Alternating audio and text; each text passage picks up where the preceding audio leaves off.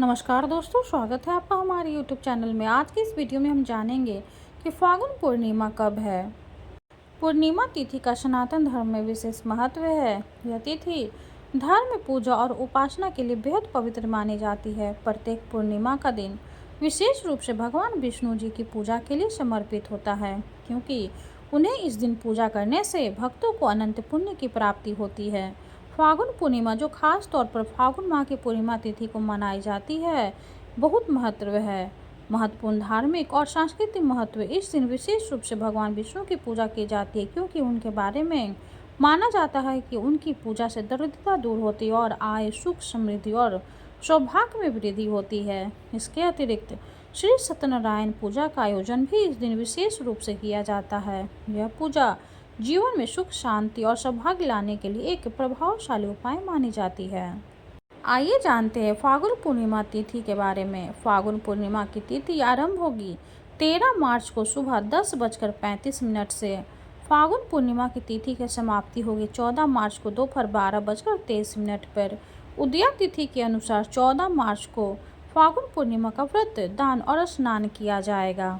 आइए अब जानते हैं फाल्गुन पूर्णिमा की पूजा विधि के बारे में।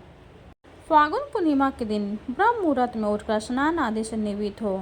इसके बाद गंगाजल युक्त पानी से स्नान करें। यदि संभव हो तो गंगा स्नान भी कर सकते हैं। इसके बाद सूर्य देव को जल अर्पित करें। अब पंचोपचार कर श्री सत्यनारायण जी की पूजा करें। सत्यनारायण व्रत कथा का पाठ करें। पूजा के समय भगवान विष्णु को पीले रंग के फल और फूल अर्पित करें। पूजा का समापन भगवान विष्णु की आरती से करें। आइए जानते हैं फाल्गुन पूर्णिमा का पूजा और उपाय के बारे में। भगवान विष्णु की पूजा करने से दरिद्रता दूर होती है और आय, सुख और समृद्धि में वृद्धि होती है। इस दिन श्री सत्यनारायण पूजा करने से जीवन में सुख, शांति और सौभाग्य की प्राप्ति होती है। आइए जानते हैं दान के महत्व के बारे में। इस दिन विशेष रूप से चावल, तिल, गुड़, कपड़े और अन्य वस्त्रों का दान करना शुभ माना जाता है। आइए अब जानते हैं होली पूजा के बारे में। होली के दिन रंगों का पूजन भी किया जाता है और घर में सकारात्मक ऊर्जा लाने के लिए इस दिन साफ सफाई भी की जाती है। आइए अब जानते हैं चंद्र ग्रहण 2025 के बारे में। 2025 में फाल्गुन पूर्णिमा के दिन चंद्र ग्रहण लगने जा रहा है।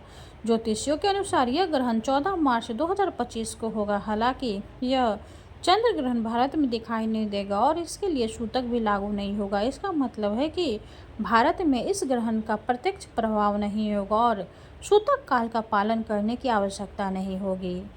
लेकिन हमें चंद्र ग्रहण के दौरान कुछ सावधानियां जरूर बरतनी चाहिए। चंद्र ग्रहण के दौरान ज्योतिषियों के अनुसार शुभ कार्यों से बचना चाहिए। इसके एक पवित्र समय माना जाता है और ग्रहण के दौरान मानसिक शांति और ध्यान की स्थिति बनाए रखना महत्वपूर्ण होता है। इस दौरान भगवान विष्णु का ध्यान करना और उनकी पूजा करना विशेष रूप से शुभ माना जाता है। ग्रहण के समय में भगवान विष्णु की आराधना से मानसिक शांति मिलती है और शुभ फल की प्राप्ति होती है।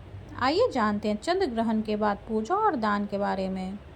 चंद्र ग्रहण समाप्त होने के बाद स्नान करके शुद्ध होने के बाद भगवान विष्णु की पूजा करें। पूजा के बाद दान करना अत्यंत फलदायक माना जाता है। इस दिन विशेष रूप से तिल, चावल, गुड़, वस्त्र आदि का दान करना शुभ होता है। दान से पुण्य की प्राप्ति होती है और ग्रहण के प्रभाव को कम करने में मदद मिलती है।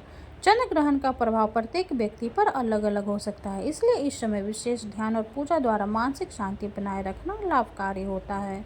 यदि कुछ जानकारी पूर्णिमा और चंद्र ग्रहण से जुड़ी हुई वीडियो अगर अच्छी लगे तो लाइक करते, चैनल को सब्सक्राइब करते। धन्यवाद।